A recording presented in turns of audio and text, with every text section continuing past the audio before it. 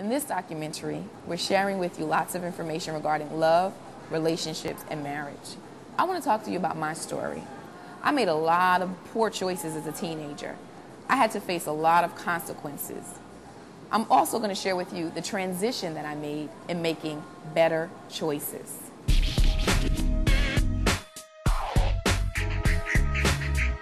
I dated my boyfriend, and we were young teens when I dated him. And the first time I had sex with him, the very first time, I got pregnant. It was so quick, bam. Next thing I knew, I was pregnant. Then from that point forward, I just want to say that my entire world went into this downward spiral. I had to end up leaving school. I couldn't pursue my college. You get morning sickness, you get afternoon sickness, you get night sickness, you can't sleep. My stepfather didn't want me in the house. My mother was upset that I was pregnant, but they tolerated me, so to speak. Then I ended up having to get social services, which was only $322 a month. Let's see, we're pulling up. This is a block that I lived in for about 15 years. Some of the houses are pretty dilapidated. Most of them were tore them down. I used to live down here a little bit more. Hey, what's up, Dixie? How you doing? How y'all doing? Hello? Huh? Just somebody. I used to live around here. We used to hang out in this building right here. We used to hang out all on the first floor, in the back of this building right here. But they tore that. It looked like they tore it down. I think it had a fire there.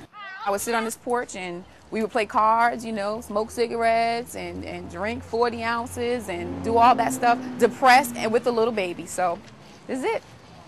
This is it. My dad didn't live here, of course, because he wasn't in the picture at the time. I just grew up with my mom and my stepdad and my son. His dad was kind of in and out of his life, but it was hard. I mean, we struggled quite a bit. As a young person, I wasn't thinking about, I wasn't thinking about college. I wasn't thinking about work. I was thinking about taking care of my baby. How he's going to eat. How am I going to buy Pampers? What am I going to do? I'll see y'all later.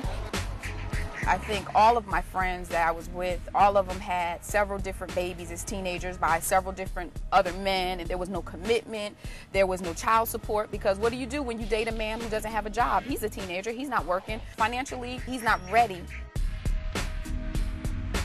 And then my son's father wasn't there. He was out messing with other girls, getting other girls pregnant.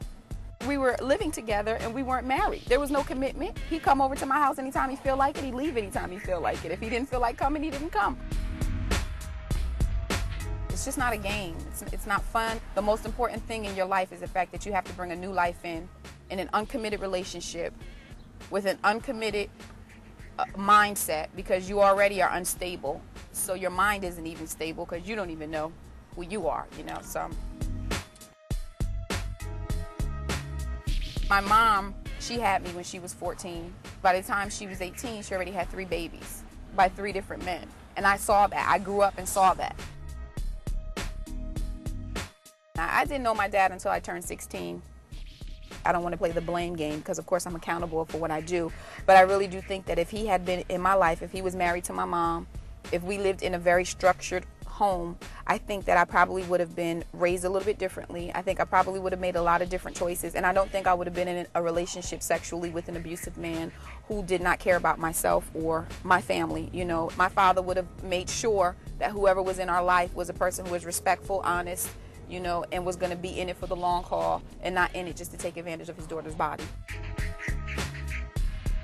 I needed a role model. I needed someone that I could look at and say, I want to be like so-and-so. So-and-so, they're married, gosh, this is great. And all I saw was grandma, lady across the street and her husband, and they were elderly. I didn't see young people my age that were happily married, that were in committed marriages and relationship with one another. I didn't see that. All I saw was the hustle and bustle of a single family household where the stepfather came in and he was in and out of the person's life, or I saw people dating each other in relationships, uncommitted relationships, having babies.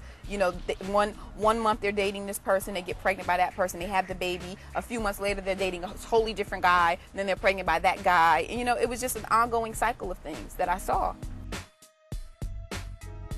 When I was in a relationship and I was single, and I mean, you know, and I wasn't married, and I was having intercourse and having sex with these individuals, I was looking for love in all the wrong places. I wanted them to give me something that they weren't even capable of giving me, because firstly, they didn't even possess it.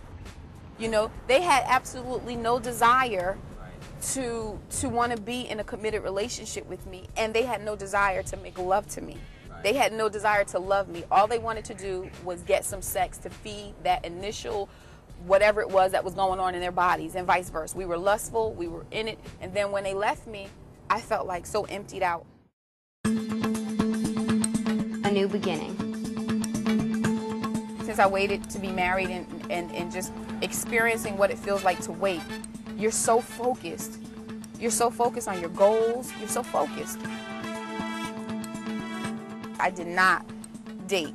I wouldn't put myself into those positions where I was with a guy at midnight in a place and it was just us two alone and the lights were dim and, you know, and soft music was playing and, you know, and of course we're attracted to one another, because I felt like it was a major distraction for a person like myself who was trying to hurdle over so many emotional things that I was going through at the time.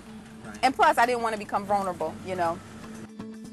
I tell you, after being celibate, after that 1 year, you know, it's just like, man, I can really do this. I can really, and I can feel good about it.